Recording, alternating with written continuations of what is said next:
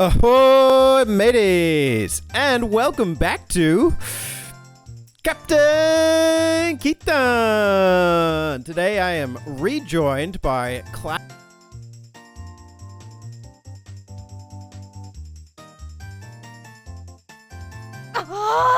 Ahoy, Captain. Nice to be here as always. Thanks for having me on. This is the third time I've been on. I appreciate it. Always a pleasure. And we're talking about a game I had and a lot of kids had growing up, and a very important and special game, Link to the Past. Absolutely. It's a pleasure having you back. For those of you who don't know Brian, we have done 2 interviews at this point. We have talked about the original, the classic, the first Legend of Zelda game for the Nintendo Entertainment System, as well as Zelda 2, a system that Brian cares very much so about, and 2 classic interviews that you should go back and listen to if you haven't already.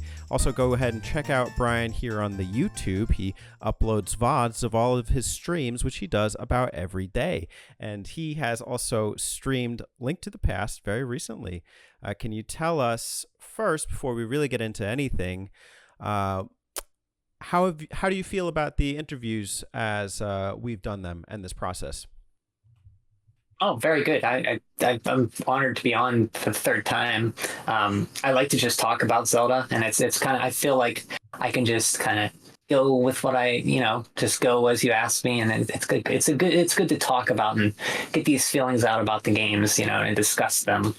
So I really like that, and bringing up like how it was back in the day and how I felt with it, because I never really think about that unless I'm really asked. So sometimes when people ask you questions, it might not be something you think about, and then you have to think about it, and it brings out good conversation. Absolutely. And for those of you who are new to the channel, well, first off, go ahead and subscribe. We do a lot of great Zelda content over here, but also to give you an idea of what we do, we get perspective to give perspective. And Brian's perspective is that of an NES fan, somebody who grew up with the console. So I'm very excited to hear today how he perceives and received Legend of Zelda: A Link to the Past. Brian, can you tell the viewers what's going on over on igotkings as of late and in the future? Well, I'm still streaming usually when I feel like it. Been a little slow lately just with life stuff, just busy and stuff at work and other things. But I recently streamed Link to the Past, like you said. Took about 3 or 4 streams. Very, very fun. And before that, I think I streamed a lot of Dragon Quest. I did Dragon Quest 6, Dragon Quest 1, 2, and 3. And I kind of want to do 5 again for the DS, but I'm holding off a little bit on that just to give myself a little break. But I don't know what I'll stream next. So, and thank you for asking me. Of course, yeah. No, I'm always so, I don't know what the word is, jealous, envious, maybe, or appreciative of the fact that you can play so many games in such quick succession. Brian, what is the secret? I don't know if you're too kind. It's just I don't really have a lot of other things going on other than work, and I have 2 main hobbies, and video games are one of them. So, sometimes I play a lot, and sometimes I play just a little bit. But I think you've caught me on a spurt before where I was playing a lot. But that's very kind of you. I think the issue that I run into personally is, work burns me out, but so too does sometimes like the video editing, and I kind of prioritize work, so I'll do like the work first. Yeah. I kind of just look at a game and I'm like, oh, like I'm not in the zone. Do you go through that? No, because I don't really video edit like you do. You edit your videos very nicely, I should add. I just put the streams up usually, if I even feel like doing that. So there's no editing really involved other than cutting the video, cutting a little bit on the front and the back to make it so when I start the video, it's right there. When you end, it's like at a good point. So I haven't really did much video editing, but I could see how, I could see how that would be a burdensome, not burdensome, but it's a lot of extra work when you feel like just playing a game. Sometimes editing could be like that. So yeah, and your editing is very, very good, by the way, especially on your latest videos. Very, very good, well edited. I appreciate that. Thank you. I do go through kind of the struggle with like, I do think I could get away with editing the interviews less, but then it actually makes more work for me when I do the retrospective video essays or even the montages sometimes. So, there's no like right answer, but I guess people can just let me know what they like. I like it very much, so Aw, keep it up. appreciate it. Well, in order to keep it up, we should probably get to the interview. So it is no secret we're going to talk about Zelda 3 today, The Legend of Zelda, A Link to the Past. Let's go back to your past. Brian, what was your first exposure to this game? Yeah, so funny you said Zelda 3 because that's my first exposure to it. Seeing it in the magazine, either Nintendo Power, I think as Zelda 3. They linked it as Zelda 3 and they had like a picture of it. And that's my first exposure. Other than that, I knew it was coming out and there was an issue of Nintendo Power with Zelda Link to the Past in it. And I wanted the game really bad because my friend, my very well-off friend who I talked about in the NES Zelda game, the same friend I played with, he was going to get it. I didn't get a lot of games per year. I got some on birthdays, one on a birthday, and then maybe one for Christmas was the big time. But to get this game, I had like a savings bond of $50, and I had to bug my parents a lot to cash that savings bond. It was like a security bond or something. So I did that to cash it, and they let me cash it to buy the Zelda: A Link to the Past, and that's how I got it. And then I played it, and I remember mostly playing it a lot at my friend's house too. We kind of figured it out together, I believe. And that I remember that because just hanging out with friends and doing it. And he had it, I had it. I'd go home and play it. And funny enough, my sister, she only played a few games with me. She played Chip and Dale's Rescue Rangers. We used to do co-op on that. And she started a game of A Link to the Past on my copy. And to this day, I still have my original save. It has 99 games on it, 99 save games on it, times I played it. And it has her game, Melissa, and it's still there. She made it to like she got the first pendant in the almost like the beginning where you go after you meet Sarah Hasselot or whatever, and she still has like 3 hearts or 4 hearts. Maybe after she got the first heart and beat the first boss, so it's still there. And I saw her maybe a year or so ago. I saw her again, and I mentioned that, hey, I still have your Zelda save. Next time you're here, if you ever want to give it another shot. She's like, oh no, that's okay, I'm good. But she's never been much of a video game player. She was I was always the one in the family that was into that. And even as my friends, they kind of grew out of games. I always stuck with games throughout my whole life. And Zelda: Link to the Past is one that's came out early in the Super Nintendo, first year after. It came out in 92, right? Here? America, yes. Yeah, and so it was pretty early. It wasn't the first SNES game I got, but it was one that I remember really, really wanting. And I just remember the opening with the spinning Triforce being very amazing, how they come together, and that chime hits and then its logo comes up. That makes a very good impression. And there's like a little story beat that pops up if you let it play in that track mode with the sealed realm and the sages and the whole story of Ganon. And just the opening with the rain coming down, and you hear the echo effects in your uncle's house, and your uncle leaves, and just the sound of hearing rain like hit the top of the roof was like something I've never heard before. Like a lot of Super Nintendo games, like the graphical fidelity, the sound fidelity coming from NES was just amazing, and that was the first thing that really probably stuck with me. And then you go out and you go up to the Hyrule Castle, and you're looking around where to go, and there's this perfectly little like a square like cross with like little paved areas and a little bush in the center, and it kind of guides you right to that area because there's like guards that like block you off to go anywhere else other than north to the castle. And then you fall in and you see your uncle there. And I remember getting the sword, and he says like rescue Princess Zelda or something. Zelda is your something. And it's interesting because I don't know what he's supposed to say. It's like Zelda is your Destiny sister or whatever, but that is taken out of the Game Boy Advance version as I'm playing it for the first time. The Super Nintendo version has like, it leaves it up to your imagination, I guess. And then you go into the Hyrule Castle, and then just exploring, like going up steps. You had that little cool like, that was a cool sound. And then you had like so much verticality in the game. Like the dungeons were built on levels, so you can go down a floor or fall down a floor into another level, and you had to do that on certain areas to like progress. It made you really think like 3 dimensions, where before, you know, Zelda 1 is very flat.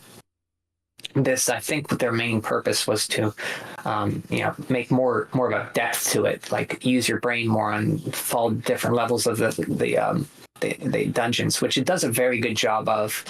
I think all the dungeons stand out. The first dungeon in particular really stands out. The one near the Eastern Palace there with the ruins by the Sarasawa guy who talks to you, the one guy, he really stands out because it's like the first dungeon in the game, and just the big rocks, the bowling balls that fall down at you, very, very cool.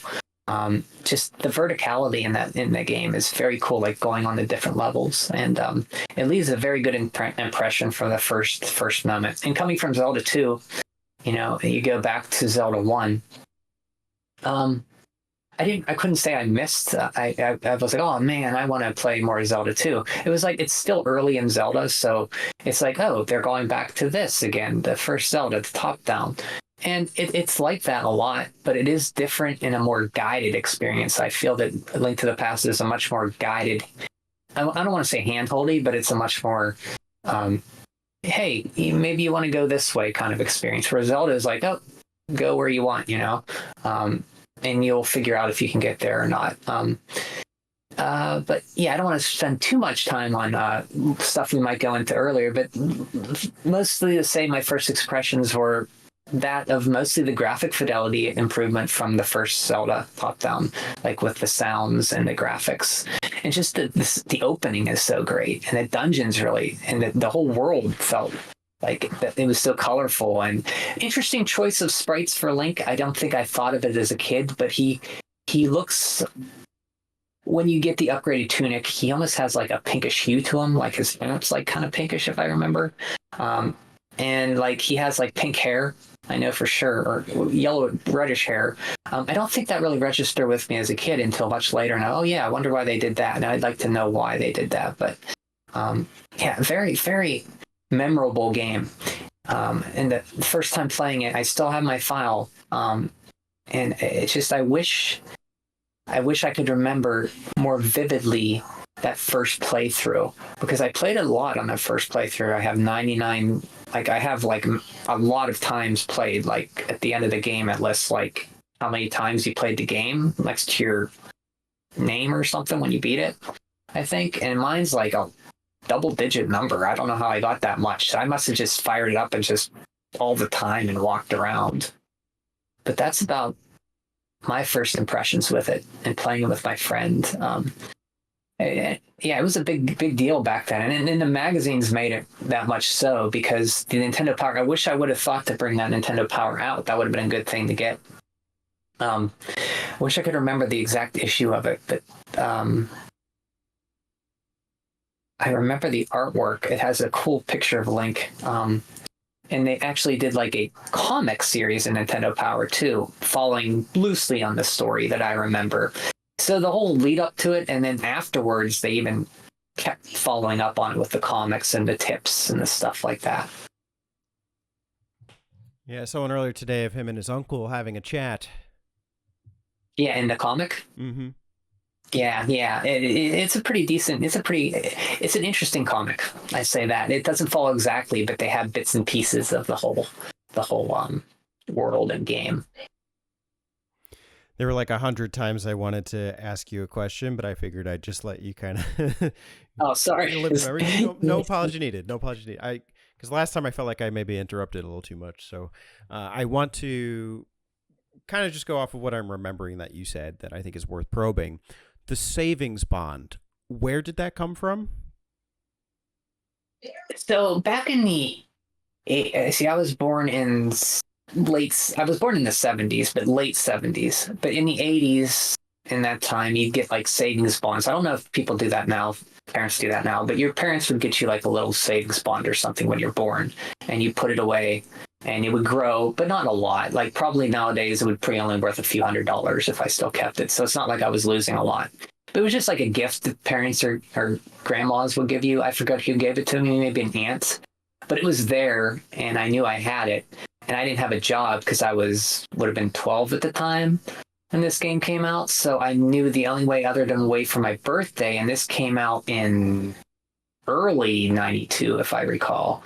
So my birthday wasn't until late 92, November. So to get the game, I guess I could have waited till Easter because sometimes I would get an Easter game, but I kind of really wanted it. So I bugged my parents and they let me cash it, which I think that buying Zelda Link to the Past is much more better investment than a $300 bond or $400 bond would be today. Dude, yeah, for the memories alone, that's worth it. That's pretty cool. Yeah. The games played, I think, if I'm correct, reflects the number of deaths that you've had in a playthrough. Okay. Because I thought it was like the number of times you saved and quit and restarted. Because it's tries or something. Mm-hmm. So I'm pretty sure when I finished my no death run, it said 0. But that could be because I didn't save and quit. But it could also be because I had no deaths. I'm just not sure. But each dungeon on the credits will tell you total games played. Mm-hmm. So I don't know. Yeah. Okay. Yeah, I do know it has a high number. So either I died a lot or I played it a lot. Either one of the two. I could also believe that you've played this game 99 times, knowing you. Yeah. It might not have been 99, but it was up there, yeah. I had a few. I mean, I had some good Super Nintendo games there, but I mean, everything coming after Super Nintendo that year was good, and Zelda was just one of them. Link to the Past was just one of them.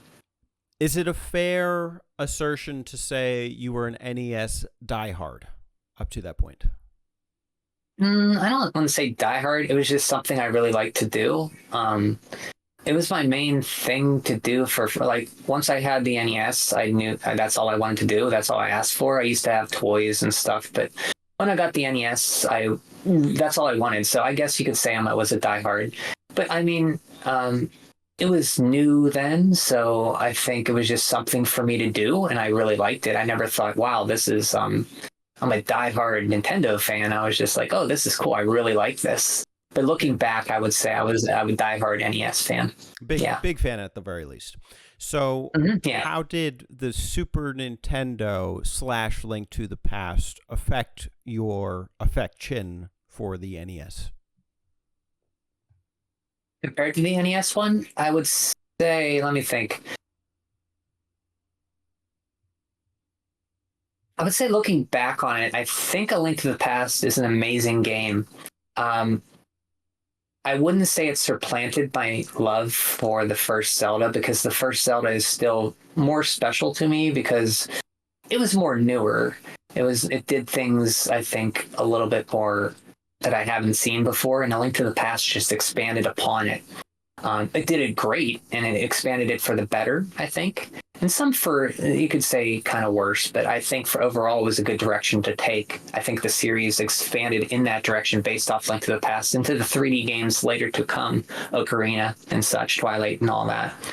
But I think compared to the NES, it didn't affect it negatively or positively. It was just, it let me think that, okay, I like Zelda, and I think that the NES two games are probably more important to me looking back on it. But Link to the Past, it's more important, it's just by scotch, if I can use scotch. Scotch it is. If that's the word. Yeah. I hope that answered your question. No, absolutely. I'm just thinking through what I wanted to ask. So you mentioned playing this with friends. What was the public discourse like around this game at that time? So it's my one friend that I was really I played Zelda with. He's the one who had it, and I had it. So it's much like Legend of Zelda, only we were 2, 3 years older. So it was still that same feeling of, man, this is awesome. This is all we want to do when we get together. I kind of missed that as we grew older. He wanted to do other things, and I kind of just wanted to play video games. And we went off separate schools. I went a different direction. He went, so we hardly saw each other anymore. So I kind of missed that. But during Link to the Past, it was still the same of getting together with him on weekends or after school on Fridays and playing it. And it was something that's more the memory of any of that is what sticks with me a lot. The game's great. I love it. But it's just a lot of games are about context of when you play them and like where you were at in your life, what you were doing, or a point in your life, how you were feeling. And that was just a point in my life where that was all it was. My life was just all that. I had nothing else. As you know, when you're younger, you don't have a lot of responsibilities. So you could really fixate yourself, if that's a word, put yourself into the game. And when you had a friend to do it with, it was just all that more special. Fixate. But yes, I get the point. Fixate, yeah. Mm-hmm. Yeah. It's awesome, man. Did your friend, did he really like the game, or you got the sense that he did? Yeah, he really liked it. I mean, we would follow Nintendo Power because I think he had the Nintendo Power guide that told you everything. So we used to read that. I think he had it. I could be mistaken. Or at least I've seen the Nintendo Power guide that told you everything. But we used to get together and just play it and just, go around and do that. My memory's a little foggy. I can't remember exactly sitting down and we did Dungeon 1 this day, Dungeon 2, but I just remember going over and playing it and then coming home and playing it. Because that was a long time ago. That was over 30 years ago. So, yes. So that was my memory is mostly of playing with him, and he had it and I had it, and mostly about that savings bond. But around school, we were he was the only one I knew who had it. And I will say the first time I played a Super Nintendo was in like an unfinished basement on a workbench with a AM/FM TV. Like it had when I say unfinished basement, it was like a dirt floor with like a workbench, and it was like a AM/FM radio with like a TV on the side and a big long antenna, and they hooked it up and played Super Mario World. That was when I first played it. So I remember that clearly. But yeah, Zelda, my friend, call him Brett. That's the one I used to play with. Wonder what he's doing today. Brett, if you're out there, let us know. That's awesome. Yes, please. Were there any striking memories from that time, specifically of moments in the game? Remember getting heart pieces, being that thrill of excitement when you found a heart piece? Just getting that collectibles because you got a quarter heart piece, and then when you finally get the full heart piece, it was very exciting. So I remember being very excited looking for the heart pieces. That was the thing that really stands out. And the dungeons, obviously. The first dungeon, like I said, when the balls rolled at you from down the little tunnel, and they're and they come out, and you gotta kind of zigzag between them. Turtle Rock holds a special memory, going through all the pipes and escaping and trying to figure out where to go. The Ice Palace, which is still a pain to get through sometime in this game, really stands out to me. And the Blind Dungeon stands out to me. Those are the three main dungeons that stood out to me when I played it with them. And when they came back to me playing this game, everything came back to me that those dungeons in particular really stood out to me. Wow. Yeah, I remember that cannonball section. It's like they tease it a little bit early on in the first dungeon. It's kind of like your opening when you walk in there. I think they do something like Between Worlds too. It's been 5 years since I played that, but they do. Yes, they do indeed. Yeah. And I remember just kind of wishing that they did more with that, that kind of spaceship shooter style gaming. Yeah. It was kind of cool. Like once you figured out the pattern, you just went the kind of like zoom, zigzag, like Bo Jackson up through it, you know. But yeah, it was kind of interesting. The verticality, I can't stress that enough. The verticality of the dungeons was the biggest thing also that I took from the game playing it for the first time. That and the sound and graphics. Just everything looked brighter, more colorful, more beautiful. The opening really hit you, and the verticality of the dungeons. Falling through the little pits, and you go, whoa, and then your sprite little mode set down. That was really cool. You know, Zelda 2 actually had a little bit of verticality in dungeons, you know, with falling through pits in order to progress through dungeons. Oh, yeah, just definitely. not to this same extent. And, you know, the level of, I guess, verticality you even need to have, like, for awareness in terms of dungeon solving, puzzle solving within dungeons is actually, I think it's understated a bit. Yeah, it could be. They could have used it more. I remembered replaying it that there was a lot more than there was. But in my mind, it was like every dungeon has a lot. But I guess when I say verticality, I really mean like showing different floors of a dungeon on a 2D plane, because it's a 2D game. So the way they were able to show you climbing a step, and okay, if you look at the map below, there's something below you and you can fall down below. Yeah, I guess that's verticality, but like just the dungeon layouts, using the different levels to your advantage. They didn't do that in Zelda 1. Zelda 2 did it, like you said, but that's a 2D game. This is like a top-down doing that perspective. So it's different in that effect, that it's taking what Zelda 1 did, and instead of saying just one flat plane, you have one flat plane, but you have a different level in that flat plane. They kind of showed it, even though it's 2D. Okay. I guess. No, that makes sense. And when I say understated, I don't mean like underutilized. I just mean like a lot of people say like, oh, it's much easier to play than Zelda 1 or 2. You know, those two games are so cryptic. But the puzzle solving, while it's, you know, using the process of logic and deduction, you can kind of figure out a lot of what you need to do. You need, like, your spatial awareness needs to be really high. And like you were saying in that ice palace, like 6 That's a good floors, point. Yeah. Man, that's nuts. Yeah. And then you got to know like where to hit the little guys with the hammer to fall, or push the blocks, fall on the right side, hit the switch at the right area. So it's when you fall down, the pillars from the switch are in the ground, so you can push the block down the hole and then get the item you need. I think the blue armor, I forget what's in the ice art, but it doesn't matter what's in it. But you got to think about, okay, there's a switch up here. I have to hit the switch, and then I can go around and fall down, and I'll be on this side. I can push the block. And then when you push the block, you fall down to that area where the block was, and you can push the block on the switch to progress. Because you can push the right block on to down, but it lands too far away to push it. You can only push it one square. So you got to fall and push the left block. So it really makes you think. Okay, I got to fall from here and look at the map. Okay, I got to fall from here, but oh no, that's not going to work. I got to go the other side, hit the switch, come around and do it, I believe.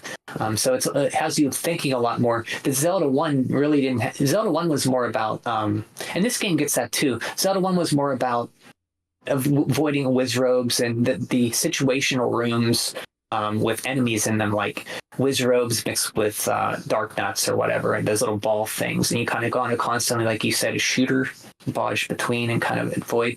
And this game gets that near the end of the game, mostly in Ganon's castle. But mostly it does a lot of thinking, you know, out what you said before. I forget what you said, but projecting yourself, like thinking outside, thinking how to get to where you need to go, hit a switch and get to where you need to go. A lot more than Zelda 1 did. Zelda 1 was just, there's 4 walls. I see the map. I can go up here. Maybe I can bomb this wall and go up, and you bomb it. You can do that. So it's more thinking in 4 directions or whatever, 8 directions. For sure. Yeah, it's complex in a different way and to be appreciated. Yeah. But it still feels like, it still has that feeling of Zelda 1 for sure. Like the enemies are still there. You know, you got the Gibdos, the ropes, Dark Nuts, Wizrobes show up pretty late in this game, but they show up. They're not nearly as hard as in first Zelda, for sure. They're kind of, you know, their blink time but to shoot is pretty forgiving, and they're not zipping around like Bo Jackson, to use the term again, like just jump it around like the Wizrobes in Zelda 1 are much harder, and they kind of tone that down a little. But there's some challenge in it in Ganon's Castle. I died a few times not playing it. I abused some potions for sure, but that's a good thing. You can replay it and not use potions if you want. Like you played it with not using a fairy, or did it without dying. You can do that, or you can just load up on potions and blow through it. Because the bosses do a lot of damage if you get hit by them in this game. I found out if you don't have like the blue mail or whatever, they can hurt you pretty bad if you're not careful. Like you still have to be pretty good dodging and be eventful. You got to play the game and be good at it. Yeah, and you have to know Zelda, like in a sense. You have to know you can put fairies in bottles. You have to know that bottles, exactly. Are a thing to collect. And I mean, most people have played as Zelda at this point, but it's not to be understated too that for a first-time player, there are a lot of Zelda things you may or may not know. That's a good point, because when you meet the bug catching kid, if you don't talk to him, you don't get the net. You could buy a bottle, not get the net, and have no way to catch the fairies. So you need that net. And once you get the net, you can use it as a weapon, but you find out, oh, that's not very powerful. What if I catch, something? So you can catch a bee, and I can catch a bee. What if I can catch a fairy? And then you do it, and you're like, oh, that's pretty cool. It's just by doing it, you learn it. The fairies in this game at the fairy fountains, they're a lot of throwing items into the fairy fountains and figuring out what you get upgraded on. You can upgrade like your bow, your boomerang, your sword. And if you throw an empty bottle in, you'll get like a green potion, which refills your magic, which is kind of cool. And I always thought another thing that sticks out for me is when you get near the end of the game, and you can do this anytime, but near the end of the game, when you first get to the Dark World, you're on the pyramid. And if you go down the pyramid, there's this little crack in the wall surrounded by two statues. Like, I wonder what's in there. Or there's a little crack that you can get to. Not that one, but there's a crack near the pyramid you can get to. And eventually you get like a super bomb. And if you say, oh, wait, my regular bomb doesn't blow this up, let me take the super bomb here. The super bomb was very cool. I thought that like just a bigger bomb was just pretty sweet to see, When you first do it, you're like, I wonder what this explosion's going to be like, It's like, boom. And you're like, oh, okay, that was a bigger explosion. Okay, that's what a super bomb would do. But you take the super bomb there and you blow it up. And then you go in there and there's this rather, large fairy there that's kind of like, wow, look at this fairy, she's gigantic, and that just really stuck with me, and she says Ganon has changed me into this form, and then you can drop your sword in and get the upgraded sword. If it was tempered, you can drop your arrows in and get which is very important to do, by the way, which I would be curious if they say in the game about doing that, if you found something, because you need the silver arrows to beat Ganon. I think they do mention that later on. I think I ran into somebody who says you need silver or something to beat Ganon or something, but to do that you got to drop your arrows in, your bow and arrow in, and you'll get it in that certain dungeon. That's a very important thing to do, and it's just through trial and error you figure that out, much like you said, the net and stuff like that. That really stands out to me. That the whole fairy system of chopping your stuff, and then the little guy who you meet in the little potion room, and you sprinkle some magic powder in the potion jar, and he says, you woke me from my sleep or whatever, I'm going to curse you, you'll have half your magic meter. And you're like, oh no, half my magic meter. But he curses you so you only use half of your magic than what it should be, so it's a good thing, but he thinks he did a bad thing too. I thought that was kind of funny. Yeah, a bunch of little jokes like that, like don't throw anything in the pond. And that guy, yeah. Good things like that, and then the magic, with that big fairy, there's somebody that tells you, in my memory from the recent playthroughs, that you have to see her or something before the final fight with Ganon. Yeah, you're probably right. I remember seeing something about silver, for sure, silver something arrows or something, and I don't think I saw. Because I just went through, because I kind of remembered I played this a few times because I kind of just didn't explore as much as a first person would explore when they're doing this game for the first time. So it's probably not easy to miss the first time because you're going to go everywhere and just explore. Where if you're playing it a second time, you kind of know where to go, so you're going to skip a lot of the off beaten path stuff. But it's there. I just don't remember where. How do you feel about exploration in Link to the Past versus in Zelda 1? Oh, that's a good question. I think Zelda 1 does it. There's a more feeling of getting. Oh, no, wait, I'm thinking about it.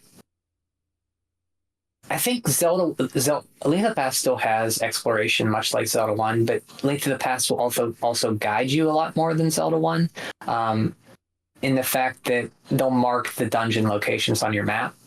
And when you get to the Dark World, they'll mark them with numbers in order that you can go. And if you go in that order, it's laid out almost like a Metroid-style game where, okay, I beat this dungeon. I want to go to the second one. I just beat this, or I want to go to the next one. The dungeon I beat just gave me a hammer. Okay, I can't get to that dungeon until I get the hammer. And once you get the hammer, you can knock down the little eggs and get to the next dungeon. Get to that dungeon and you get something that lets you get to another dungeon. So if you go in the order they prescribed, it kind of makes like a Metroid style, like gated exploration kind of thing. You can do dungeons out of order later on, but I think the first three definitely you can do in any order. I believe, right? You have to start at 1. Or can you do them in order? To get to 3. Yeah, you're right. You need the Titan Smith? No, that's the Goron's bracelet. One of the bracelets. It gets upgraded twice. Yeah, you're right. But I think you can do the later ones in some order, but there are some that you can't get to without, like, you can't get to the one dungeon without the hammer, and you can't get to the other dungeon without the hook shot to cross the lake. So you need certain items to get to certain places. Right. What's that? After the second dungeon in the Dark World, it's basically any dungeon you want, I think with the exception of perhaps 7. I don't know about the medallion, but that's when it becomes... Yeah. So, So after you get the hook shot and the hammer, you're free to go where you want, right? Mm-hmm. Is that right? I think. And then you have to have the Quake magic to get in Turtle Rock, and the ether magic to get anyway. Yeah, you need the Canis Samaria to get in Turtle Rock anyway. So to make the platforms to ride across, and then you need the ether magic to get in the swamp, into the swamp palace on the lower west, where the desert is in the light world. And let's see what else. You need the fire rod to proceed into the the Hyrule Forest dungeon up on the top left to open the skull. You know what I'm talking about? You use the fire rod in the skull and it opens up. Right, but that one is dungeon 3 anyway, so you would get that item in that dungeon. Mm-hmm. Yeah.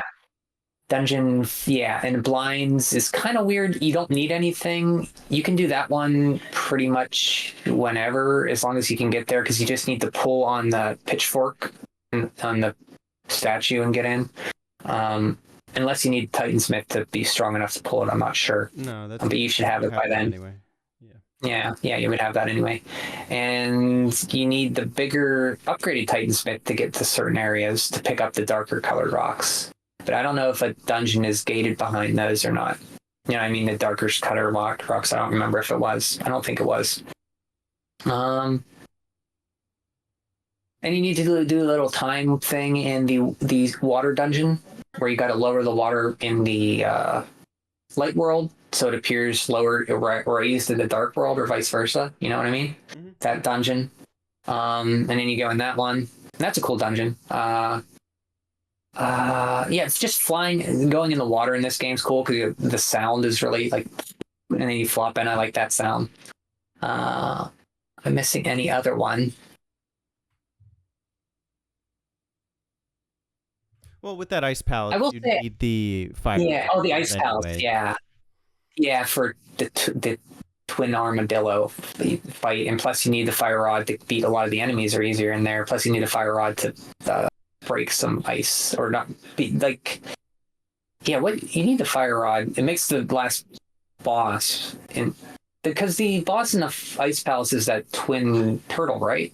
The two heads. Am I No, that's mistaken? the Turtle Rock, but Turtle Rock. there are a That's bunch right. of Yeah. those like frosty dudes that are in the wall, and there's one in the very beginning of the dungeon. Oh yeah, yeah, yeah. You're right. Going, but I think you do need it. Yeah, yeah, yeah, yeah.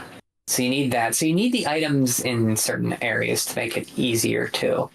Because I don't know if you can beat those frosty wall guys otherwise. Yeah, I think they're only vulnerable to the fire rod, like you said. You like the flippers too? You get the flippers. Those are kind of cool to get and just swim around. Because, in Zelda 1, you couldn't swim. So this is kind of cool to just be able to swim around the river and stuff like that. Taking in little warp pieces there. Do you think Zelda 1 is much different in this regard in terms of like gated progression versus open? Let's see. I think, well, let me think. So I know you can find, and my gut instinct is to say yes, but I'm thinking on it now. There's certain dungeons in Zelda 1 you can't get to. Like, you can't get to the one dungeon without the raft. And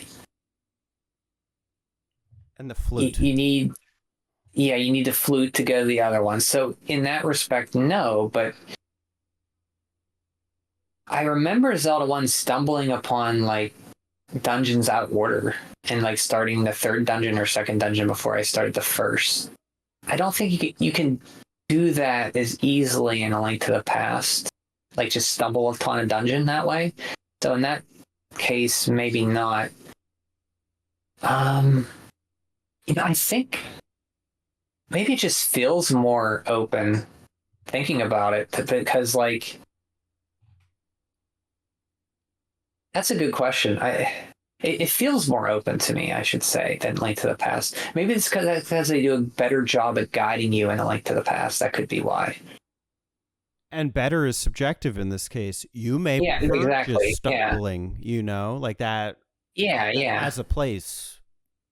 I agree. I think they guide you more, whether you want that to do that or not. I think Nintendo at this time thought that they needed to guide you more, and if they were going back to this, they wanted to guide you more. Well, guidance obviously, is part of it, but then restriction is as well. They actually restrict your ability to go to a bunch of those dungeons. Yeah, they lock you out, like we were talking about with the tight mitts, the hammer, and the hook shot. There are places like that in Zelda 1, but I don't think there's as many. There's like the raft, the whistle, do you need the bracelet to push that could be the second quest. You need a bracelet to push a statue to get in the dungeon. The ladder, maybe. Or is that maybe the bracelet too? I don't know. No, the bracelet's under a statue. That's what it is. You hit a statue and it's under there. I could be messing up the second quest, but I want to say yes, Zelda 1's more open, but I could just be like, just my memories playing Zelda Link to the Past more recently than Zelda 1. I feel like they restrict you more in Link to the Past, but it's not that it's bad. It's just different, I should say, in minor ways. Does that make sense? I don't know if I explained that right, but it's hard for me to really come up with a straight answer on that. It's hard to answer because everyone says that it's Breath of the Wild harkens back to the NES Zelda where you could go anywhere. That's really not. Well, I don't.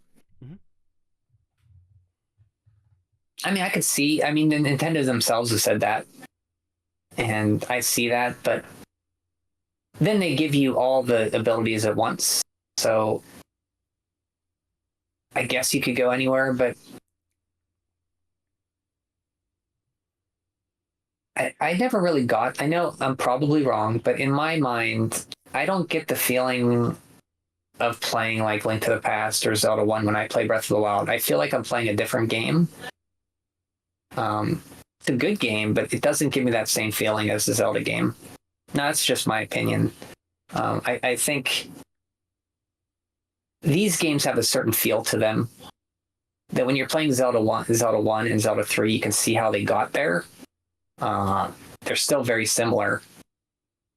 Where Breath of the Wild is,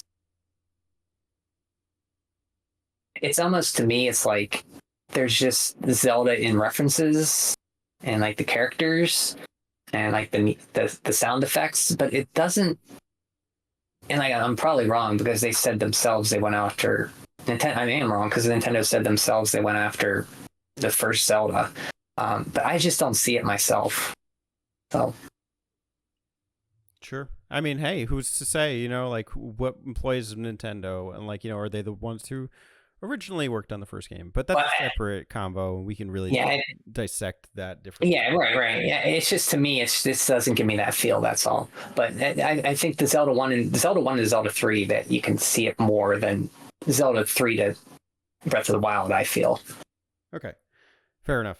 Tangent of the day. Mm-hmm. Yeah. Let's go to Link to the Past nowadays. So since your time playing it back in the day, what has your relationship been like with this game? So this was never one that I played a lot. Like after I beat it growing up, I think I played it a lot growing up, and then all throughout my 20s, 30s, I never played it. I didn't play it again until probably, like, I'd pop it in and play it, or played it on 3DS Virtual Console, but I didn't play it again until around 2019, which was the last time I played it. And then again, just recently. So it's not like I played it a lot, actually. I played it a lot as a kid, but it's one I never, like, people always say, like, it's one of the best of all time. And I think it's very good. Like, it's weird because there's a lot of games growing up that you play and you're like, oh, that was good, and then you put it down, and then later discourse on the internet and you hear like, this is the best thing ever, it's like the best game ever. There's certain games like that I played and have that come to mind, and Zelda's one of them, where they always say it's like the best ever, and it's a very good game, but to me it was never like the best Zelda. It was a very good one, but it was never my cream to the crop Zelda. But playing it again, I see more of that. I guess people who played it more, like I played and keep playing it after they had it, keep playing it like yearly, I could see them like coming to that conclusion. But I think the more I play the game, the more I appreciate it even more. Like I liked it then, I played it again, I liked it even more, and then I'm playing it again, I think I like it even more, and I'm playing it again, I think I'll like it even more. It's just replaying games, you get more more appreciation of them, and you can kind of see where people are coming from. Because if you play a game a few times, I guess it doesn't quite sink in. But yeah, I've appreciated it even more now than I did probably growing up, just in the moment of playing it. You know, just because it was a game I played and I really liked it. But I moved on to another game. So I think one thing that's complicated with Zelda in particular is like a lot of people pick their first. You know, I think even you, you would pick your first as your favorite or the best Zelda game. And so there's like, you know, a lot of detachment there. And then, you know, over time, it's like a lot of those same people kind of preach about like, it, you know, why it's so good, you know, and objectively, I mean, I still think like almost any Zelda game, you can make this case for that it is the best Zelda game. They're all great in some regard for so many different reasons. When it comes to Link to the Past, though, one thing you said that I appreciate is that you actually appreciate it more over time. I don't know if that's the same case with some of the other Zelda games, but maybe. I also appreciated this game more on my third playthrough. I also appreciated NES Zelda more on the second playthrough. I also appreciated Zelda 2 on my playthrough where I realized I could actually do it. You know, so I don't know. I think it is testament to what is good about this game. Yeah, that's a good point. I think games that you really like are ones that you can replay and get enjoyment out of them even more than your first time. I think that's why I like, a lot of NES stuff. I played them so much. I still replay them, and they hold a special place in my heart for that. So the more you play a game, if it can stick with you and you enjoy it more, that's a sentiment of a test spin of a good game. If you want to keep playing it and you have a replay and you think about it even better that time, I think games can do that to you. Like, you appreciate them more the second or third time or fourth time you play them. I think that's a good point you brought up. But I think that's part of what happened here, and appreciating it more than I did as a kid. So maybe this is the whole topic, is me appreciating it more than I did as a kid, because I got that savings bond, I got it out, I played it, I loved it, and then I put it away for till I was in my 20s, 30s, and then when I played it again, recently, I appreciated it more. What are some of the things that you learned to appreciate about Link to the Past? So looking back on it, I always liked the music and the dungeons. Like I said, I think the way it, I was familiar with the game, but the way it guided, I was never lost. I mean, I was always able to find my way, and that could be a good thing or a bad thing. Just the way it was designed, I could see it was designed very well.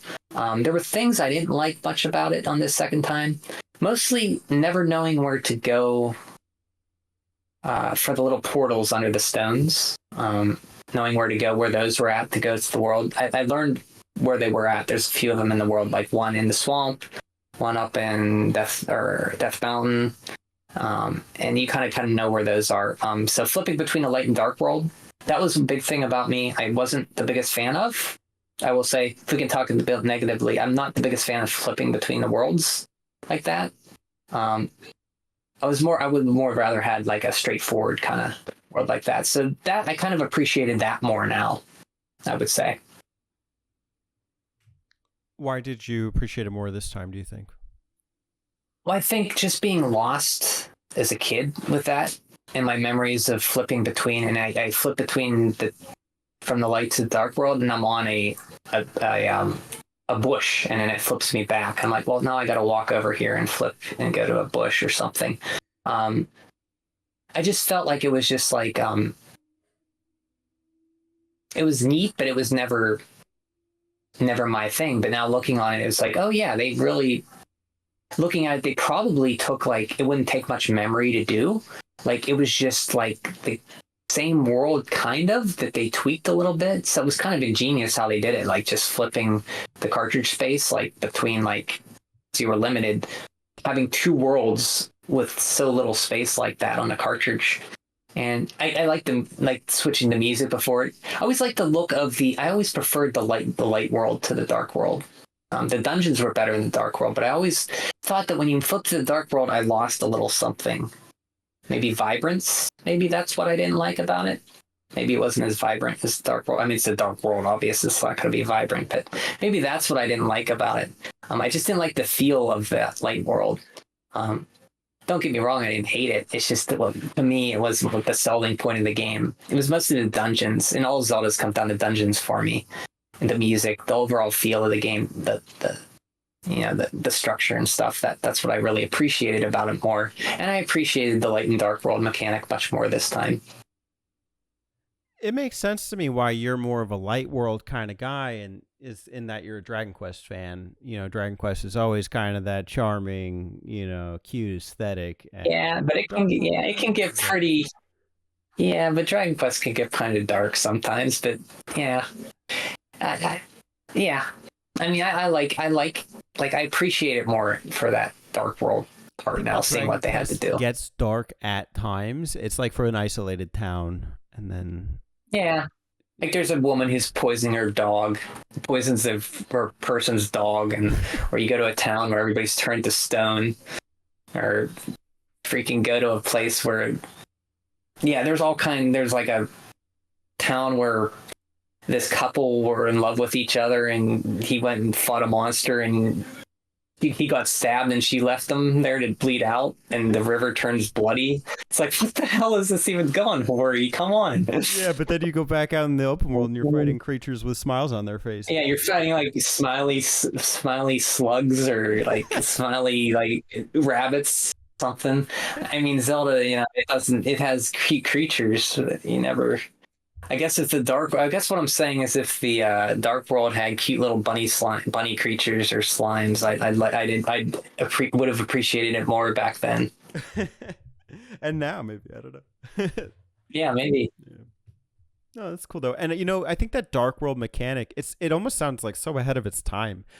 Because this is like, it is really the first major puzzle oriented Zelda game. I mean, Zelda 2 has elements of it, but this is really it, like expanded, I guess. And not only are they doing like really challenging puzzles in dungeons, but also on the overworld. And I could see how for a first time player that maybe that's like a lot. Like that's a big mechanic.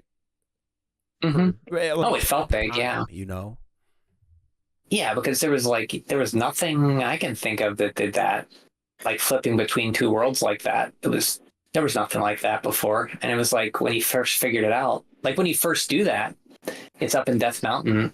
And when you're going to the second dungeon up at Tower of Hera, and then you turn into a bunny for some reason until you find the Moon Pearl. Which is, I wonder why his hair, he's a pink bunny, so maybe that's why his hair is pink. Maybe because he's a pink bunny. I don't know. But then you see that, for no reason, you see that.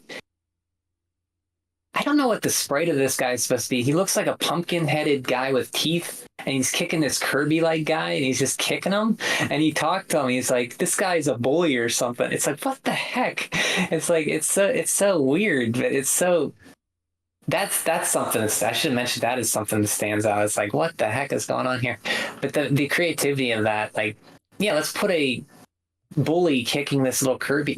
Kirby wasn't even out. Oh, yeah, wasn't around yet. But kicking this Kirby creature around like that is like, wow, that's something to think about, I guess. And then you get the Moon Pearl and you turn to a bunny. It's like, why a bunny? Okay, but then you're all for it because it's a video game, of course. Yeah, why not? Yeah, I don't know where I was going with that, but I can speculate a little bit on the bunny because I think like the whole point of the dark world is to like portray your real self, I guess, like what you would look like in the oh yeah, so they did say that in the game. That's right. Maybe you're innocent like a bunny or something, but the bully, he's like that's like a ogre, like a demon. Yeah. And the little rock dude, maybe he's just a helpless little kid or something. Yeah. Yeah, they did explain that. That's right. I forgot about that. And then the Go ahead. What's that? Then the woodcutters. What about the woodcutters? Oh no, go ahead. Finish your thought before you lose it. I'm losing my train of thought. Okay. I don't remember being explained per se, but I just remember the concept of the knights who are brainwashed being moblins, and thinking about like what does that mean? They're Ganon's minions or something. Okay. And it's possible that some of this is in the manual. I don't know. Yeah, I wish I could have pulled the manual out, but they do explain it now that I think about it. They say like you take the form of what your heart is or something. Or maybe that's touching a Triforce, so maybe they don't want to explain it. But yeah, it's interesting. I think also in the Link Between Worlds, Ravio, the guy who's in your house, is a bunny. He wears a bunny suit, so maybe that's like a nod to it. So I don't know. Just kind of weird throwbacks that they think about putting that stuff in there. Nintendo is always thinking about like taking little bits from games and sprinkling it in there. So how do you do this, Pretty cool theorizing we got going on here. Mm-hmm. We can just the woodcutters. Go ahead. You first. The woodcutters, the guys, I always thought those sprites of the woodcutters cutting the tree up there near the house there in Death Mountain, they were always kind of weird looking to me, the sprites of them. I don't know why. Did you find them weird looking? They kind of look like kind of jolly cutting the tree there, just like cutting. You know what's crazy? I was doing because I played it back to back. I played it on Super Nintendo or on my Switch Super Nintendo service, just for fun, and then I streamed GBA version. In the GBA version, they Mhm. add a third That's what I woodcutter. thought. What? There's Really? a third one in the house. Yeah, no. Like I'll answer your riddles. I'm like, what is this? Oh, I gotta get there. Well, I'm playing that version now, so I gotta see that. There's some differences that they mentioned. Like I mentioned earlier, they have the when you meet your uncle down there, he doesn't say Zelda is your and then passes out because he's not dead. He doesn't say that at all. He just says some other stuff, and they skip over that. So I'm curious to see the differences, and you saw a lot of them. So I didn't know there was a third woodcutter up there. Please tell me when you find a standalone like. Standalone like. Only one. There's one like, and tell me if you find it. Maybe it's just in the version I played. There's likes down near the Lake Hylia, right? So in this one they shoot out their little thorny tongue, right? That's the Link to the Past. They have like the GBA one. Yeah. Has like the regular like. Oh, they don't shoot out their tongue? Not the single one that I found. Where was this one at? I wanted to see if you remember it. I'll tell you when you finish. See, I know there's I know that. I know there's likes down in the southeast. They're Lake Hylia. There's one I can see in my mind, unless they changed the likes in the GBA version. I know they spit out their little thorny tongues and eat your shields. That one. It's just different. It's just different. I don't know. Anyway. Okay, I gotta see this. Okay. All right. So I'm more curious now. Yeah. Okay. We can kind of touch briefly. I don't know how much time we need to spend on this because we've talked a lot about moments in the game, but what are some of the highlights of Link to the Past for you? Oh, I think I already covered the graphics, the sound, the feel of the game, like the atmosphere of the game and the dungeons, especially the music. The dungeon music is very like da da da da, and then you have a separate light world and dark world music. Getting to the dark world for the first time, like after you get the 3 pendants, was very cool, very mind blowing. The enemies hit a lot harder there. You got the Hinoxes there that will do a lot of damage to you if you get hit by them. A lot. And the dungeons stick out the most. The dungeons, like we touched upon, basically just like the different levels and the dungeons and stuff like that. You know, just the dungeons and the music, the sound, the overall feel of the game. And the Mode 7 map, just clicking Y and having that Mode 7 map and being able to scroll. Having a map. We didn't even mention that there's a map in this one this time, where in Zelda you had one, but it was just like a little gray box with a little dot. This one's like a fully fleshed out, pixelated Mode 7 map that you could scroll through. And they helped you with it. They put like little spots on the map where you had to go and stuff. So I think that's probably what sticks. What for me, that's what it would be that sticks out for me.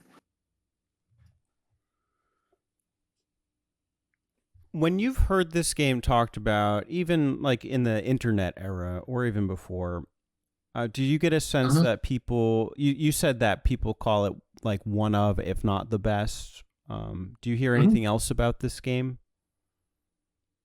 It's definitely I see that. Which I don't disagree with, by the way. I think it's a very good game. It's just growing up, I never thought that because it was just another game. And I guess I was fortunate in that they were releasing so many bangers at the time that, one after the other, that they were doing so much new stuff that it was just so amazing. But I hear a lot about it's a template going forward for all Zeldas, like for Ocarina of Time took a lot from it. I hear a lot of people saying Ocarina of Time is just Link to the Past, but in 3D. And I hear that basically it became the template. That's the most thing I hear. That became the template for Zeldas going forward up until Breath of the Wild. Do you agree with that assertion?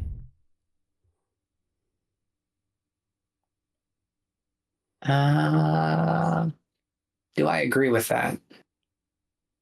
To a point.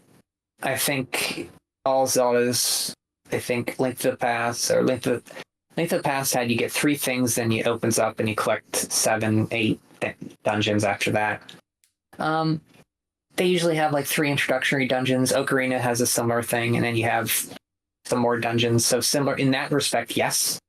But I think they took mostly that from it, and the items, the dungeons to use from Zelda 1 and 3.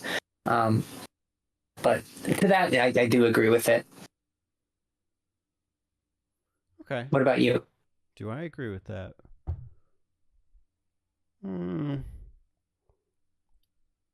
Elements, of course. Yeah. You know, like I think this is really the most Metroidy up to this point. Although 1 is kind of like that, 2 is kind of like that. But I mean, this one is really like, how are you going to use this new ability to keep progressing through the game? And quarter heart pieces, they take that from this. And a couple assets are reused, like theme music. A lot of classic Zelda songs originate in this game. Like the bombable walls, and actually I wanted to ask you about this earlier, but like, you know how they're more visible now, like, there's cracks in the wall. You don't really see that in Zelda 1. Yeah, exactly. So like spelling it out for you. The guide, you know, there's like a fortune teller who you can go and talk to at any point. And I forgot about him too. He's very forgettable because you wouldn't, knowing the game, you just don't even go ask him for tips, right? Well, I asked him this time just to see what he said, guide me a little bit, because I don't know this game by heart. I've only played it like a handful of times, so, and the last time was a while ago, so I still go to him to see what he says. To say that this was like the template, though, like, I may give that to the first game. I would definitely give it to the first game. Yeah, you know, I mean, I think the 2D ones, you know, I'm thinking of Oracle games. Those are 8 dungeons in Ganon, you know, like, and that's basically the first game. This one's a little more complex. You know, there's just so many different Zelda games. There are some that really do follow this structure. Ocarina follows this structure. I also wouldn't say that Ocarina is just this in 3D. It's a lot more. I think the first game, it's not 3 dungeons and then something happens and then you do other dungeons. It's like just 8 dungeons or whatever. I think the structure I was thinking of is like 3 of something, then 6, 7, 8 of something. You know, the introduction, and then you get into the real meat of the game. But yeah, I think it takes, like you said, parts of it. And I think the first Zelda set the template. This expanded upon Zelda 2. They wanted to do something different. And they experimented with like RPG elements, you know, if it had something to do with Dragon Quest or not, who knows. And then this one they expanded, let's go back and look at the first Zelda and expand. What can we do? And I think from there, you know, they get into 3D and they kind of want to go back to the old games and make that in 3D and expand upon it even more. So each time they're expanding a little bit more, they change with each game. It's just maybe you just don't notice it as much, but there are differences in all the Zelda games, you know, as you know. Absolutely. They're not all the same templates and everything, but there's basis on that, yeah. Do you think this game was a masterpiece then, and is it today? Then, yes, definitely. I still think it's held up as a masterpiece, because you got to think about when it came out, what it did first, like the Dark World, Light World, how it expanded upon it and everything. I still think it's a masterpiece, yeah. Playing it again, I appreciate it, like I said, even more. I couldn't wait to play it, you know, get off of work and play it. And it still holds up very well. Now, maybe if you played other Zeldas, it's kind of like, oh, I played this before. But you got to think, like, this is the 3rd Zelda, and the first 2 were the only second top-down ones. So for it to be even compared as the template for everything else, that's a pretty big compliment on it, because a lot of Zeldas that came after, and if you go back to put your mind sight, like context and where you were at the time, going back to that time, there wasn't a lot of games doing what Zelda 3 did, like the past did, you know, with the Dark World, Light World, and all the dungeons, being that amazing, like the different levels and stuff. There wasn't any game like that with like different levels in a 2D plane like that I can think of at this point. So I think it's still a masterpiece.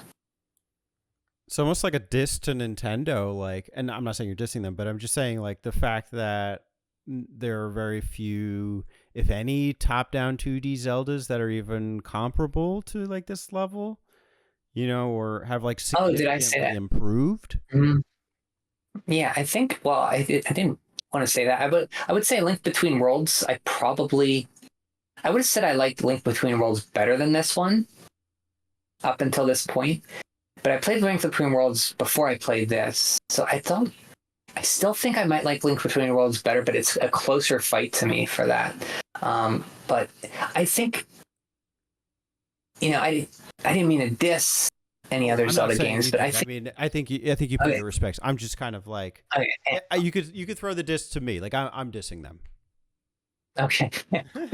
No dissing here, no disrespect here. I Okay. guess that's what diss means. But yeah, I think it's a compliment, is what I'm saying. To even It's like being in the discussion of the greatest of all time, like being compared to that. Like they're comparing all these Zelda games to Link to the Past, even to the point where they said Zelda's gotten stale. We need to change the formula and change it up because we followed this template for so long. You hear that a lot, and a lot of people take that back to like the Link to the Past. So that's a compliment, if anything. I would say that longevity has lasted this long, and now Zelda's completely changed. Some say for the better. Some say I could have done with how it was before. I was never tired of that, but that's another discussion for sure. Let's put it up against a couple games. So I have the one Sure, that'd be fun. comparison I want to make, and then if there's any other that you think are fitting, we can do them. I primarily want to compare Link to the Past to all of the other top-down 2D Zelda games, including the original on the NES. Is Link to the Past the best top-down 2D Zelda? For me, no. For somebody else, yes. It's all in what you're looking for. If you're looking for a more guided, not guided, but more gentler experience of where to go, easing you into it, yes, it's probably going to be your best. If you want a more go like hard, not harder, but more, you're going to go here and you're going to figure out if you can get here or not. It's not going to tell you right away. Then I think the first Zelda, it's probably more, you might appreciate that more. Maybe you like more of a gated world, like not Wind Waker, Link's Awakening, where you kind of have to like, it's dungeons, and then there's like more of a like the world's more gated. Like this one's gated too, like Metroid, like you talked. But they kind of took what that's a good discussion actually. Link to the Past and Link's Awakening, they kind of took the world and they kind of Link's Awakening felt even more gated to me than Link to the Past. So if you want more of that, can maybe like with a really weird like kind of story to it too, with like kind of depressing. We're talking about depressing. Like Link's Awakening has a kind of weird, depressing part to it. Like a kind of weirdness to it that R&D or that development team over at Game Boy were really doing kind of weird, strange games. I mean, at the time, you kind of want something like that. Let's see, the Oracle games. I played the Oracle games. I beat them. I never really liked them that much. I thought they were too gated and too like, where the heck do I go? They took what Link's Awakening did and kind of blasted it to 11, and I never really liked that. Like, I need to replay them to see if maybe it was in my space at the time, because you want to kind of replay a game and see if you kind of feel that way because you changed during your life and stuff. So maybe I'd feel differently, but I thought that was too like, where the heck do I go? Gated kind of world, switching between the different animal buddies and seasons and the different and ages, the time and stuff was kind of confusing to me. Let's see. Minish Cap. I really like Minish Cap. I could see that being compared as one of the best ones, because it has a feeling of almost like Link to the Past, and like it has a gimmick like Link Between Worlds with the wall thing, but before Link Between Worlds. So I could see like somebody liking Minish Cap if you like more of a like kind of that experience where it's not too gated, but it's like expanding upon like Link to the Past, but it's a different villain, and it's a different, like, there's a lot more, not to it, but there's like a different, like your hat, the story of your hat and all that. That's a good one. So what I consider Link Between Worlds. Link Between Worlds I really like. I always used to say that's my favorite 2D Zelda game because I used to play that once a year. Um, would I say it's still, sorry, I'm just kind of going through the games in my head. Would I still say that's my favorite or the best? Was that the question? I kind of forgot the question. Was that the question? Would you say it's the best? Best. The best. That's so hard. Let's see. Four Swords is kind of cool, but it's not kind of like, I've only played that single player, so I can't really say.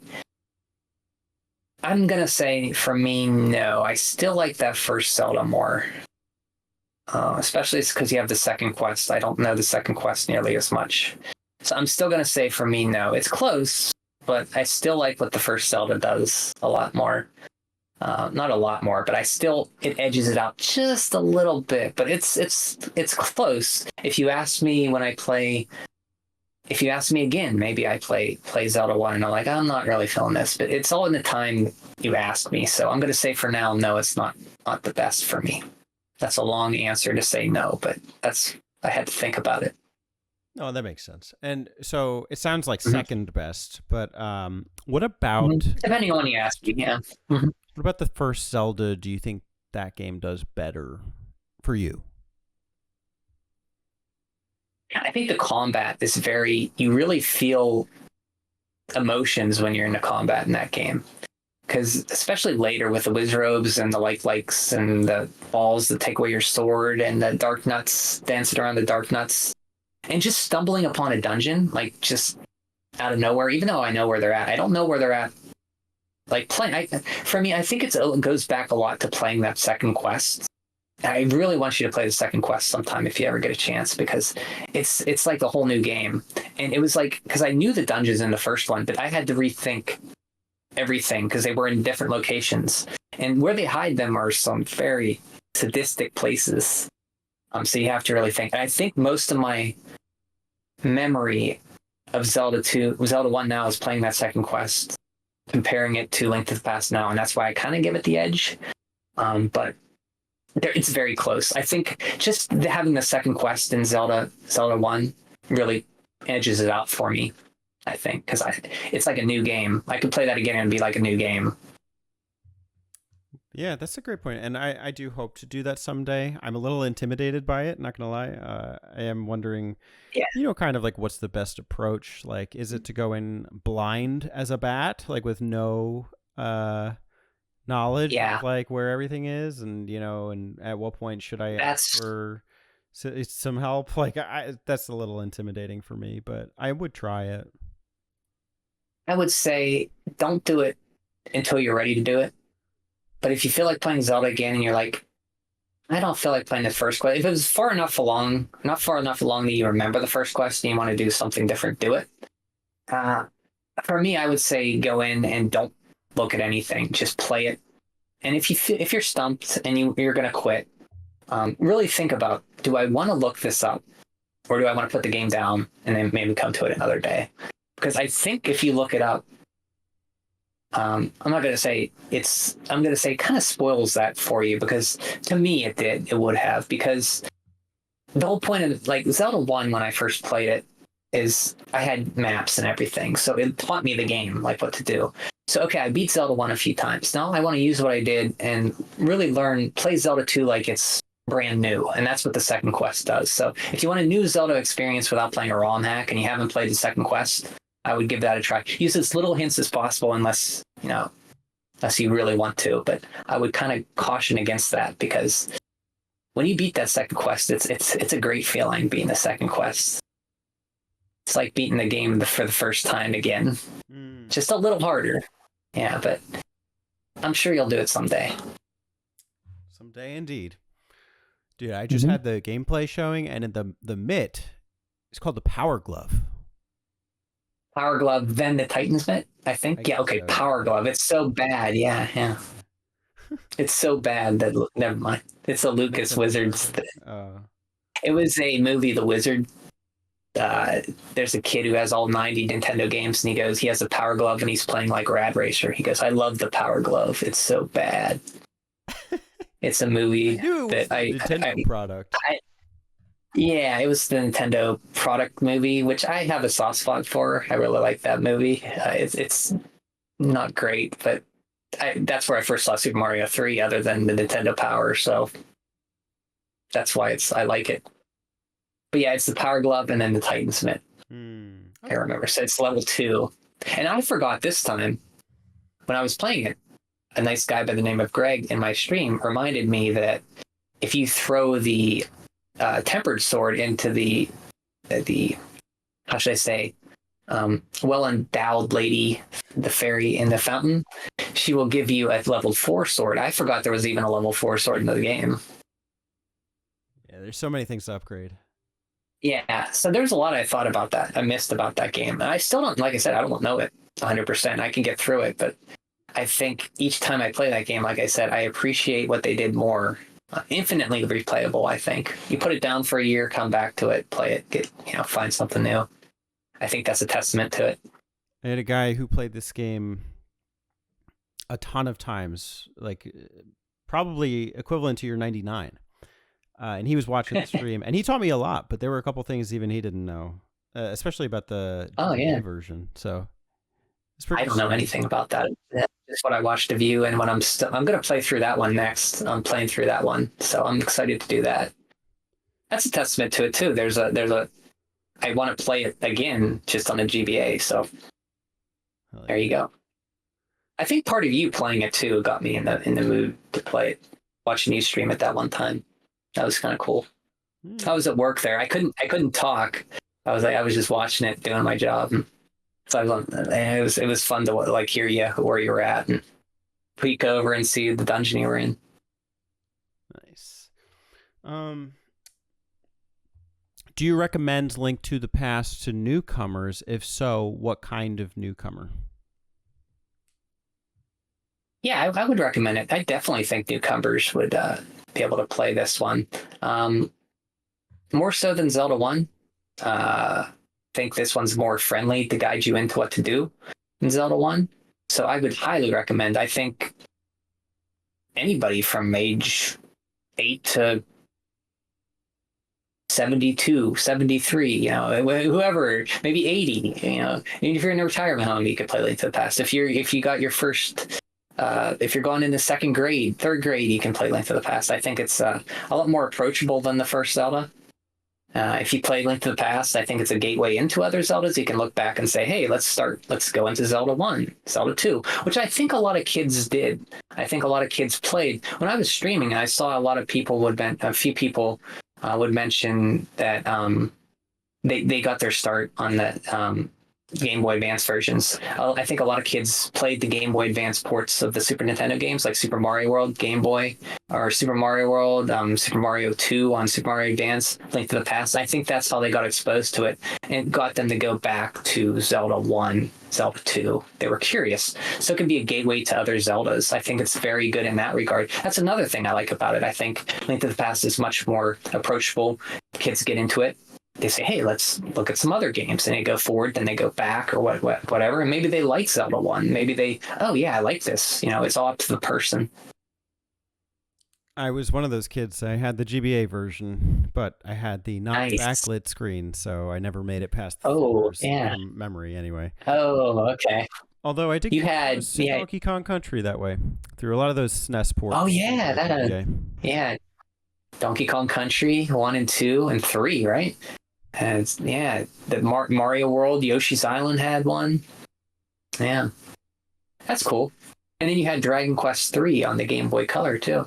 That's true. Speaking back to Dragon Quest, Dragon Warrior 3. Yes, Dragon Warrior 3. It's weird. Yeah, I was thinking. I always knew it as Dragon Warrior growing up, and I still catch myself saying Dragon Warrior, and it feels weird. But it shouldn't feel weird because I grew up with that. But it is weird because it's been longer Dragon Quest now than it has been Dragon Warrior. Because I played up to Dragon Warrior 4 in 92, and I was 13. And then from 22 was the next Dragon Warrior I played, 7. So that's a change in your life from 13 to 22. I went to college, got a job, like a big boy job, and that whole point. So a kid like just drinking Kool-Aid and eating Hydrox cookies to working and having a job. That's like a huge, maybe that's another reason why Dragon Warrior is so big to me. But Zelda's always been there too. And Link to the Past is a very, very important game. And I still think it's a masterpiece. Beautiful. Wow, that's good to hear. Mm-hmm. All right, we can kind of close up. I think those are good final thoughts, but is there anything else that... Oh, was there any other comparisons that you wanted to make? Comparisons to other Zelda games? Any game, really. I would say that... Okay, yeah, I would say... what is that? The guy who did... The Castlevania guy who took over around the PlayStation era for Castlevania... No, he has the black hair. He had a bullwhip. You remember his name? Koji. Yes, that's him. Thank you. He credits Castlevania Symphony of the Night not to Super Metroid, but to Link to the Past, which I wouldn't have saw that. But now playing it again, I can see, like, and you mentioned, it's very Metroid-like with the structure of the, you have to get the Power Glove to pick up the rocks, get the hook shot to cross across. I can see it more now. So if anything, I think it helps other designers, people making games today. It inspired them to make games. Some games we're still playing today, and games in the future we're going to play that are based on their love of that game that we have yet to play. That it gave us lots of other good games. So just for that reason, it's pretty spectacular too. It's a great point. The guys, and the comment's been written off by a lot of people, but there is something to it that he would rather Symphony of the Night be called a Zeldavania than a Metroidvania. Yeah. I think that game was big for a lot of people in Japan and anywhere at that time, that it inspired a lot of people who want to make games. Yeah, I guess that maybe that could be it too. Like we in the West have a greater appreciation for Metroid generally, and over there it's more Zelda based, and it's just due to the similarities. We see it and we go like, oh, it's a Metroidvania, but yeah. If you like the term or not, I think the term is, well, we're getting off topic. That term's kind of weird because unless you know Metroid and unless you know Castlevania, that term means nothing to you. It's just two words mushed together that are not even really words. They're just like pushed together to one word. It does. I think a more appropriate would be like search action, explore 'em up. Whatever. I've heard explore 'em up from somebody else. I can't take credit for that, but I always like that one. That's a good one. But something like that. I don't know. Yeah. Never gonna be. I heard that and I like that. Yeah. I like it. Yeah. I think it makes more sense. But I mean, it's gotten to the point now that you hear Metroidvania, and even if you don't like the term, you kind of understand what it means now because you heard it so many times. But it doesn't really explain the genre too well. Like platformers are explained. There's platform shooters. Role-playing games, I guess. That could be any game, but... What do you think of the phrase open world? Oh. I'd like to know when that first started. That started with, like, Grand Theft Auto 3, or... I don't really... Like, I hear it, and I'm not really big into those games. When I hear open world, I think... There's a few genres I'm not big into. Like, open world, roguelike... are two genres I hear and my mind kind of goes fuzzy. So when I hear open world, I kind of like, I kind of don't get excited. Not saying I wouldn't play an open world game, but I don't. If you're asking if it describes the genre, I don't think it really does. What is open world? I mean, when I hear open world, I think of a big world that you can go in any direction and there's lots of stuff to do that's not really meaningful, but it's just stuff to do to check off a checklist. That's what I think of when I think open world. No restrictions? Yeah, or very little. Like, I think like Breath of the Wild went to kind of an open air, they said, where you can they give you all the tools at the beginning and you just go where you want. You're only limited by your stamina and your health and your ability to kill enemies or whatever. So that it's kind of takes the shackles off of you and lets you go. which I need a little bit more guidance in my games than that sometimes, and I can kind of feel like a little overwhelmed in that situation. I like a little more structure, especially when I got older. I find that I want a little more structure to my game, a little shorter games sometimes. Just how my tastes have evolved. Maybe that's why I still come back to NES and Super Nintendo games sometimes. They're shorter. They always have something that you know what to do, and once you learn how to do it, you can do it. You don't have to find a million things. Even Dragon Quest, it has a feeling of open world-ish, but it's not really. It's more. It is in like Dragon Quest 2 and 3 has that feeling of open world. 3 and 2 especially. Like you can go wherever you want. And so I guess it is kind of open world, but it's not to the point where it's too massive. There's always tells of where to go. So maybe I'm contradicting myself because I like Dragon Quest when it does it, but not too much. But I don't like when it goes overboard, like a lot of like I haven't really played Assassin's Creed, but you hear that taken around, or Elden Ring. I haven't played that. The only open world game I played is Breath of the Wild, so that's all I can compare with. Yeah, to me, it's like I don't know. I think of like it is basically very few limited restrictions, and I do think there's very few games that I played that are truly like that. There's with restrictions, few restrictions. Yeah, and it's not. I guess not even so. craving it. It's just I don't know. Sometimes, like I agree with you that this is too overwhelming.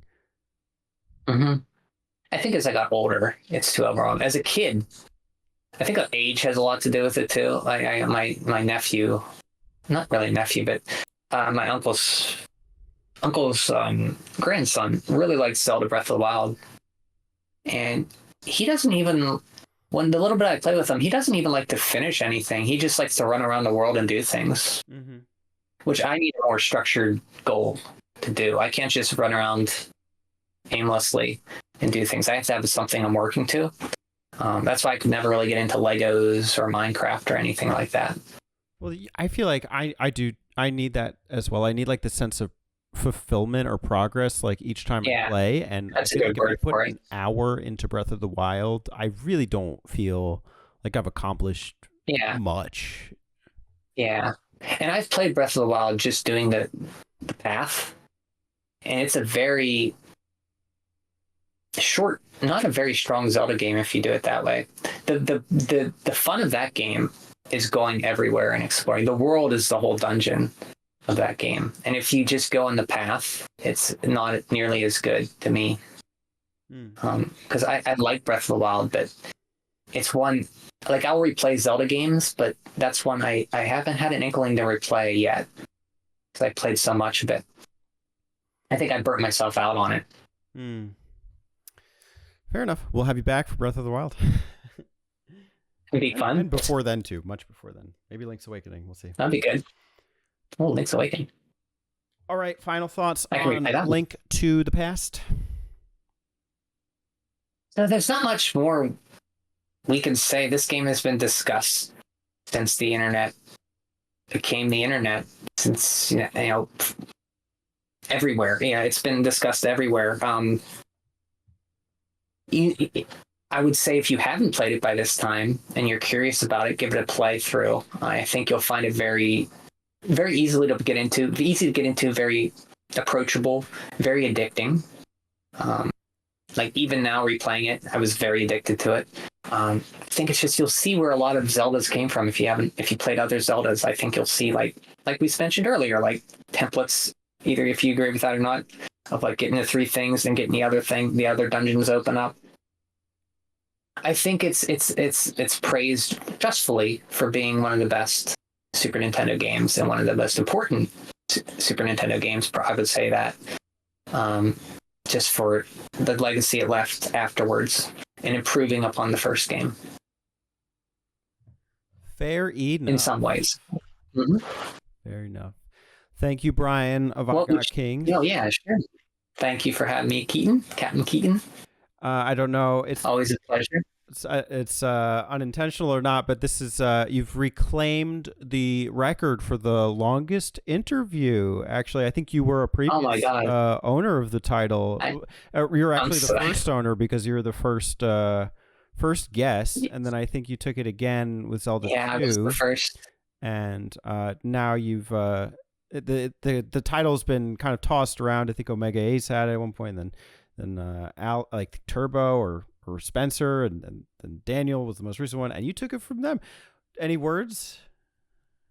I'm honored. And please, if I ramble, just cut me off and say, "Hey, Brian, we got to move on." I don't want to have. I don't want to. I want to keep you to I want to keep you to a cut short spelt time limit here. Everybody's so sorry to get this title, but I think it's a good thing. I'm not mad at it.